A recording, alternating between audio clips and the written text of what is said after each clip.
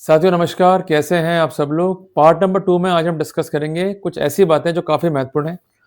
आज हम बात करने वाले हैं सामान्य गलतियाँ, कॉमन मिस्टेक्स, कॉमन एरर जो कि यूजुअली कमिट करते हैं आईओ, पीसीएट के मामलों में। तो आप जो है टॉपिक को नोट डाउन कर लो, बट नोट डाउन करने से पहले जो आपकी कंसर्न कॉपी है या नोटबुक है उस पे ज़रूर लिखो ओम नमः शिवाय। जब तक पॉजिटिव ऑरा अपने केस को नहीं दोगे, मारे जाओगे। दूसरी बात, जगह-जगह केस डिस्कस करोगे तो मारे जाओगे। और जब भी फाइल को पढ़ते हो, इवन घर पे भी एक अलग कोना ढूँढ लो, उसको साफ रखो और वहाँ पर आपको पढ़ाई करनी है नियमित 1 घंटा। कोई तकलीफ नहीं है, मेहनत तो करनी पड़ेगी। नहीं करोगे, इधर-उधर भागते रहोगे और सिर्फ ये क्वेश्चन पूछते रहोगे कि वकील साहब बच तो जाऊँगा ना, तो मैं तो कह दूँगा बच जाओगे। अगर मेरे कहने से बच रहे हो, तो भगवान भला करे आपका। क्लियर हुआ नहीं हुआ? भला खुद ही करना है, किसी के भरोसे मत बैठना, क्योंकि अगला भी बैठा है आपके भरोसे। क्लियर बात ये है, इसलिए मेहनत करो भाई। और जो लोग मेहनत करते हैं वो निकलते भी हैं, पर मेहनत करते समय एक बात ध्यान रखनी है कि जो उनके जॉइंट्स हैं, जो इनके एविडेंसेस हैं, उसमें पैदा करनी है अपने को इनकॉन्सिस्टेंसी, या उसमें सस्पेक्ट जो है पैदा करना है। आपको प्रतिरक्षा का पूर्ण अधिकार है। अगर अधिकार आपको नहीं मिला या ये अधिकार आपसे छीन लिया गया, तो definitely we could chalk out a case for unfair investigation and unfair trial. Trial और इन्वेस्टिगेशन फेयर होने चाहिए, पूरा मौका मिलना चाहिए आपको। अगर पूरा मौका नहीं मिला तो आपत्ति आप दर्ज कर सकते हो। अब आते हैं कॉमन मिस्टेक्स पे या एरर्स के ऊपर। देखो, सबसे बड़ा मिस्टेक जो ये लोग करते हैं वो होता है regarding the competency of IO. Basically मैंने आपसे कहा भी था कि the authority must be competent to investigate, और जिस कॉन्टेक्स्ट में धारा 17 पीसीएट जो है काफी इंपॉर्टेंट है। और इसके साथ साथ आप धारा 26 बी एन एस एस को भी लिख लो, जो ये कहता है कि पावर्स को डेलीगेट करने के लिए केवल स्टेट गवर्नमेंट ही सक्षम है या हाईकोर्ट जो है सक्षम है। मैंने कई बार देखा है कि पावर्स करते हैं delegate concern DYSP, additional SP, SP, IG, DG. ये मजाक नहीं चलेगा, क्योंकि अगर डेलीगेशन प्रॉपर नहीं है तो basically you are going to play with the life and liberty of the accused. कोई भी एक्शन किसी भी अथॉरिटी का अगेंस्ट लॉ नहीं हो सकता, और कोई भी अथॉरिटी कानून से ऊपर नहीं। जिस कॉन्टेक्स्ट में आर्टिकल 13 संविधान का काफी इंपॉर्टेंट है। तो यदि केस को कर दिया इन्वेस्टिगेट सब इंस्पेक्टर ने या कांस्टेबल ने, और उसको कर दिया ऑथोराइज एडिशनल एसपी ने, संपूर्ण कार्रवाई गैर कानूनी है। इस पॉइंट को जो है आप नोट डाउन कर लो, इंपॉर्टेंट है। And once it is found that the proceedings entirely are going to violate section 17, in that scenario the defence get the strength. और कई बार ऐसा भी हुआ है कि इस पॉइंट पर आप एक्विटल भी जो है क्लेम कर सकते हो। इसके अलावा महत्वपूर्ण जजमेंट है ऑनरेबल सुप्रीम कोर्ट का, जिसका टाइटल है स्टेट बनाम सूर्या। जजमेंट है वर्ष 2006 का, जो कि काफी महत्वपूर्ण जो है जजमेंट है इस विषय के ऊपर। इसको जो है आप नोट डाउन कर लो।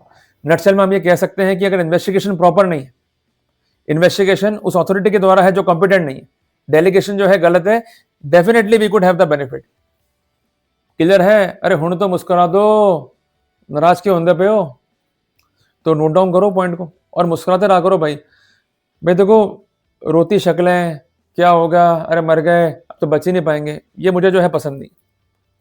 भाई जो होना सो हो गया, अब वर्कआउट तो करना पड़ेगा ना भाई। बेसिकली अगर वो केस झूठा है तो लड़ो, और अगर मानते हो केस सच्चा है, सरेंडर करो, कन्विक्शन खाओ, फिर जो होगा होगा।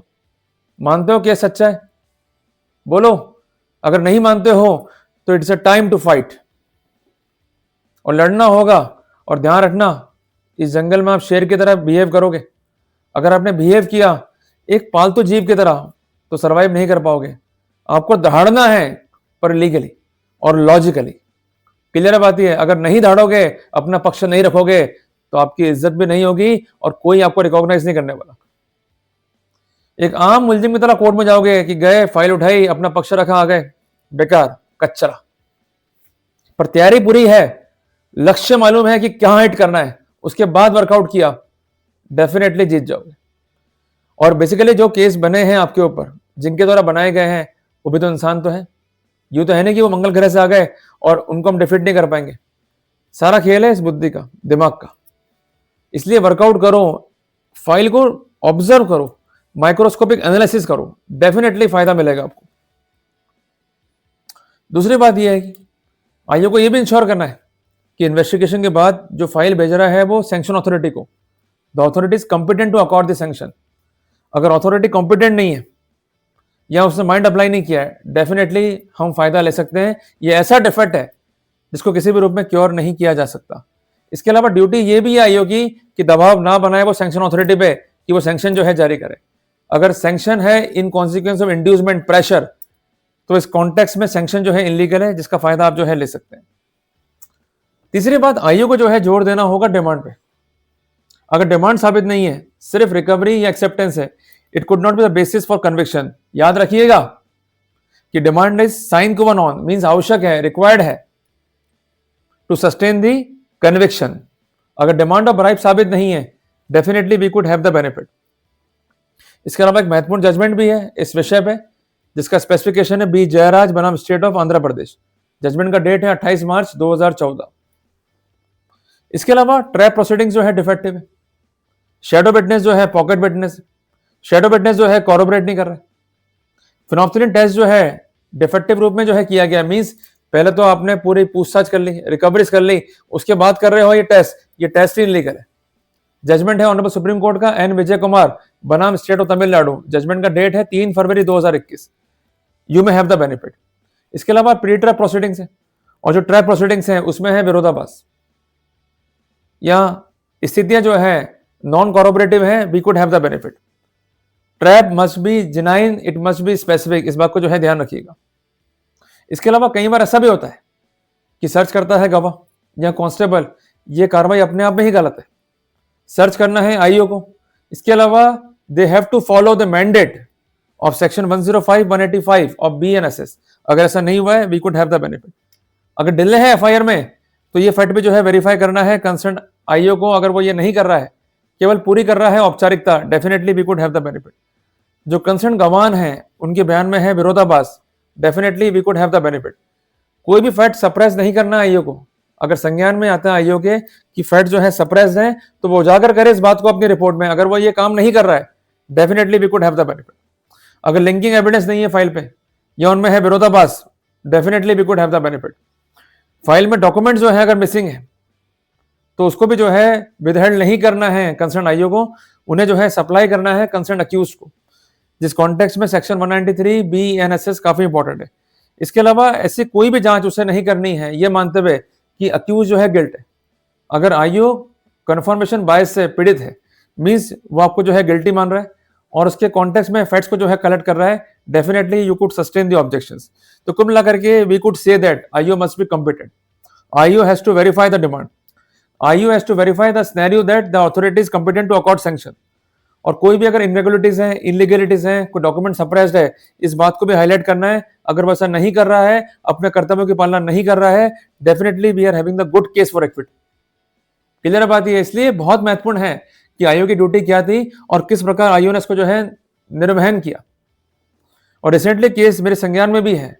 जजमेंट है ऑनरेबल राजस्थान हाईकोर्ट का, जिसका डेट है 8 अक्टूबर 2024, जहां पर ना तो कोई रिकवरी है ना एक्सेप्टेंस है, सिर्फ केस जो है डिमांड किया था और वहां पर बेनिफिट नहीं दिया 17A का कंसर्न अक्यूज को। अक्यूज जो है क्वेश्चनिंग में गए और कोर्ट ने प्रोसीडिंग जो है क्वेश्चन कर दी। तो कुल मिला करके फैक्ट्स भी कलेक्ट करने हैं आईओ को, जो लीगल कंप्लायंस है उसको भी देखना है, कोई डॉक्यूमेंट सप्रेस ना हो जाए इसको भी जो है देखना है। अगर ऐसा नहीं कर रहा IO, basically we could chalk out a case for the unfair investigation.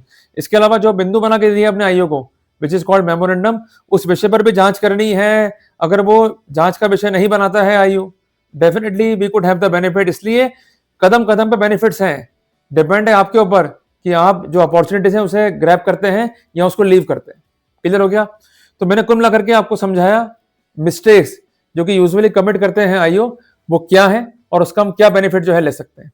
तो जल्दी मिलेंगे अपन एक नए टॉपिक में, पर तब तक 2 कसम खा लो, मेहनत खुद करोगे और नियमित जाना है हम लोग हनुमान जी के मंदिर या राम जी के मंदिर। प्रार्थना करो प्रभु से कि फंस गए हैं, रक्षा करो, शक्ति दो लड़ने की। क्लियर है। जब तक पॉजिटिव ऑरा नहीं बनाओगे तब तक नहीं जीत पाओगे। दिमाग में चीज जो है सेट कर लो। गलत फंसे हो तो लड़ना सीखो। अगर बात को नहीं रखोगे तो कभी भी जो है सफल नहीं हो पाओगे। और कहते भी है ना कि हृदय गम मस्ती से गुजर क्यों नहीं जाते, और जीना नहीं आता तो मर क्यों नहीं जाते, और बैठोगे कश्ती में तो तूफान तो आएंगे ही, लगता है अगर डर तो उतर क्यों नहीं जाते। डरना छोड़ दो, लड़ना सीखो। और ये बात ध्यान रखना कि जुर्म करना अगर पाप है तो जुर्म सहना उससे बड़ा पाप है। इसलिए अधिकार आपके हैं, आप ही को लड़ना होगा और आप ही को जो है सामने आना होगा। जल्दी मिलेंगे एक नए अध्याय में।